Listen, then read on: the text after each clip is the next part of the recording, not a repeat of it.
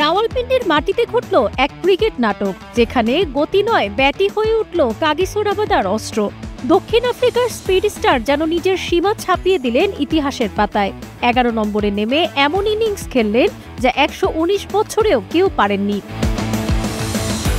4টি 4 ও 4টি ছক্কায় সাজানো 71 রানের সেই ইনিংস রাবাদাকে বসিয়েছে এক বিশেষ আসনে।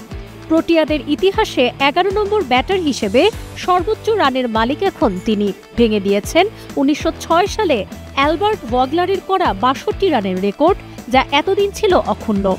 যে মুহূর্তে রাবাদা ব্যাট হাতে নামেন, দক্ষিণ আফ্রিকা তখন চাপে।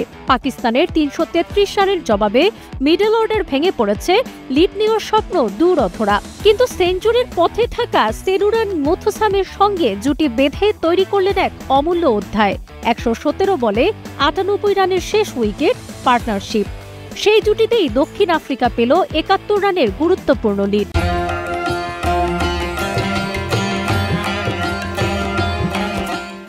রাবাদার ইনিংসটা ছিল ধৈর্য, কৌশল আর আক্রমণের এক নিখুঁত মিশ্রণ। উইকেট রক্ষা যেমন করেছেন, তেমনই সুযোগ পেলেই ছক্কা মেরেছেন। টেস্টের শেষ উইকেটে এমন আত্মবিশ্বাস, এমন নিয়ন্ত্রিত আগ্রাসন সচরাচর দেখা যায় না। এই ইনিংস রাবাদাকে শুধু দক্ষিণ আফ্রিকার নয়, টেস্ট ইতিহাসের পাতাতেও উজ্জ্বল করেছে। 11 নম্বর ব্যাটার হিসেবে তার 71 রান এখন টেস্টের 5ম সর্বোচ্চ স্কোর। শুধু তাই নয়, রাবাদা ও মুথুসামির জুটিতে গড়া 194 রান পাকিস্তানের মাটিতে এক নতুন রেকর্ড। 7ম উইকেট পতনের পর এত রান আগে কোনো দল করতে পারেনি। দিন শেষে পাকিস্তান দ্বিতীয় ইনিংসে লিড মাত্র 23 রান। ম্যাচের পাল্লা এখন দৃঢ়ভাবে দক্ষিণ আফ্রিকার দিকে।